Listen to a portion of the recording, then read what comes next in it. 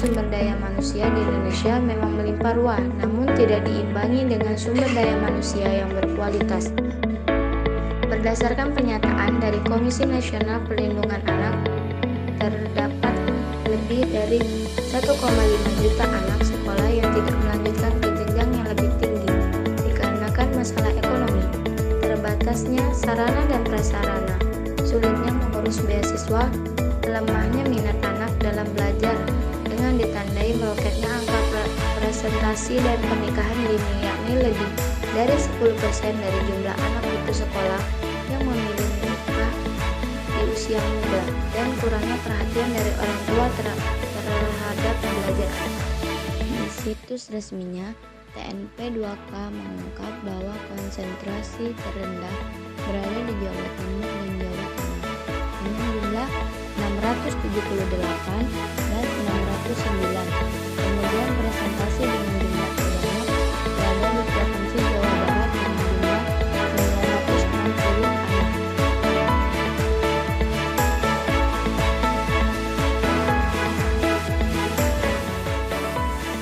Dan untuk Kalimantan Timur itu sendiri, dilansir dari data statistika Kementerian Pendidikan dan Kebudayaan bahwa jumlah anak yang masih aktif dengan siswa dari tingkat SMA dan SMK ada 931 anak. Kemudian pada tingkat sekolah menengah pertama sebanyak 330 anak.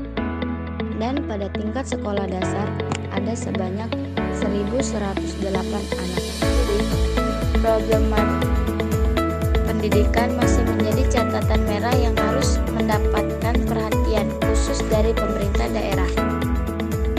Lantas, bagaimana upaya pemerintah daerah Kalimantan Timur untuk mengatasinya? Lantas, bagaimana peran orang tua di dalam mengatasi persoalan tersebut?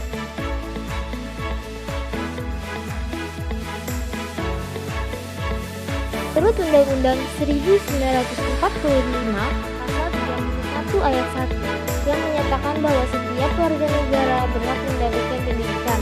Ayat 2 menegaskan bahwa setiap warga negara wajib mengikuti pendidikan dasar dan pemerintah wajib membiayainya.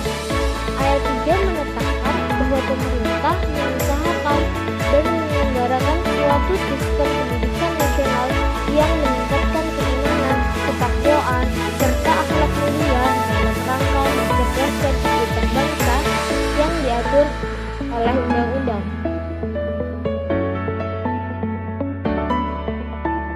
Berdasarkan undang-undang tersebut dan bentuk dari pengimplementasian sila kelima, pemerintah daerah telah membuat kebijakan yang diharapkan dapat menanggulangi persoalan yang ada, mulai dari bantuan beasiswa untuk siswa miskin agar bisa kembali sekolah, dari penyuluhan kepada orang tua akan pentingnya pendidikan, membangun sekolah di daerah terpencil, dan membuat jalan atau jembatan agar mudah pergi ke sekolah.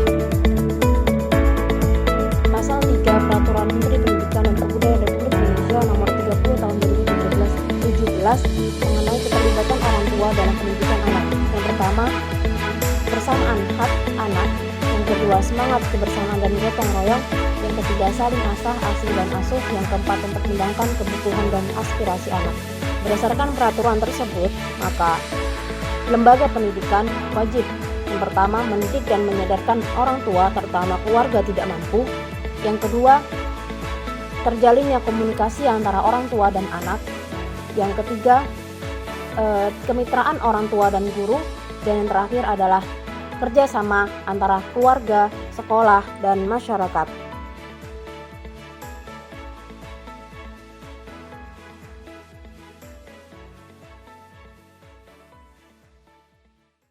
Yuk dukung dan ikut berpartisipasi pada kebijakan-kebijakan pemerintah di sektor pendidikan demi terrealisasikannya nilai Pancasila pada sila kelima. Sama-sama, ayo kembali sekolah, belajar dengan sungguh-sungguh, dan jadilah penerus bangsa yang berintegritas. Semangat!